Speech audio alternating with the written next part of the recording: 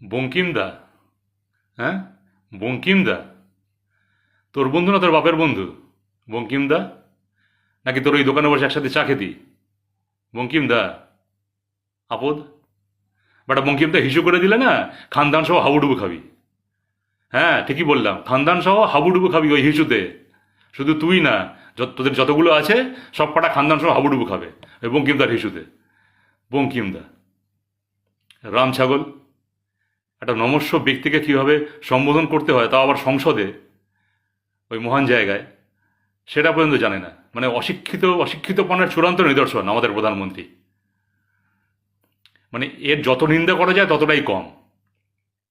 এই নিজেকে মানে সব কিছু ঊর্ধ্বে ভাবে। অশিক্ষিত একটা, নিজেই স্বীকার করেছে ক্লাস 8 অবধি পড়েছে। পরে আবার বিজেপির যারা ন্যারেটিভ তৈরি করে, সেই ম্যানেজাররা আবার ন্যারেটিভ তৈরি করেছে, আপনি বলবেন যে না আমি গ্র্যাজুয়েশন করেছি, তারপরে MA করেছি এন্টায়ার পলিটিক্যাল সায়েন্সে। তো সেইটাই মিথ্যেটা বলতে বলতে বলতে বলতে ওর নিজের মনে বিশ্বাস ঢুকে গেছে যে আমি সত্যি সত্যি এন্টায়ার পলিটিক্যাল সায়েন্সে MA করেছি, মাস্টার ডিগ্রি করেছি। ঢপবাজ, মিথ্যাবাদী। আর ওই কি লক্ষ্যকণ্ঠে গীতা পাঠ, ওখানকার সব হোতাগুলো বলছে দিদিকে তো নেমন্তন্ন করা হয়েছিল এই গীতা পাঠের অনুষ্ঠানে, দিদি আসেননি। দিদি কি হিন্দু? আপদ, আবল দোচা, গভর্নমেন্ট রাম ছাগলের দল। এটা RSS বিজেপির ঘোষিত কর্মসূচি। আর দিদি হলেন তৃণমূল কংগ্রেসের চেয়ারম্যান, সভানেত্রী। দিদি যাবে ওখানে পড়তে, গীতা পড়তে, বিজেপির সভায়, RSS সভায়? বেশি শেয়ানা। হ্যাঁ, নির্লজ্জ।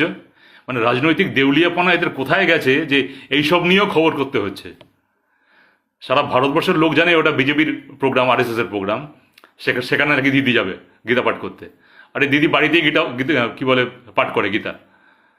দিদি ব্রাহ্মণ। আর ওইদিকে আরেক কি বাবরের ছেলে হুমায়ুন কবির, বড় মুসলমান সেজেছে, বিশাল মুসলমান। তো যে দলটা বাবরি মসজিদ ভেঙেছিল 1992-তে 6 ডিসেম্বর, সেই বিজেপি RSS, সেই দলে গিয়ে তুমি তাদের লোকসভার প্রার্থী হয়েছিলে। ভুলে গেছো? হ্যাঁ, বড় মুসলমান, ভুলে গেছো সেই কথা? যে দল বাবরি মসজিদ ভেঙেছিল সেই দলের হয়ে তুমি ভোটে লড়েছ লোকসভায়। আবার সুযোগ বুঝে সেই দল থেকে ছেড়ে এসে তৃণমূলের পায়ে ধরে আবার তৃণমূলে ঢুকে ভরতপুর থেকে আবার MLA হয়েছ।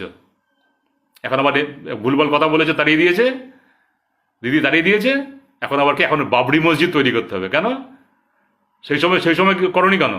সেই সময় বলনি কেন কিছু? যখন বাবরি মসজিদ ভেঙেছে কিছু বলেছিলে? কিছু বলনি তো।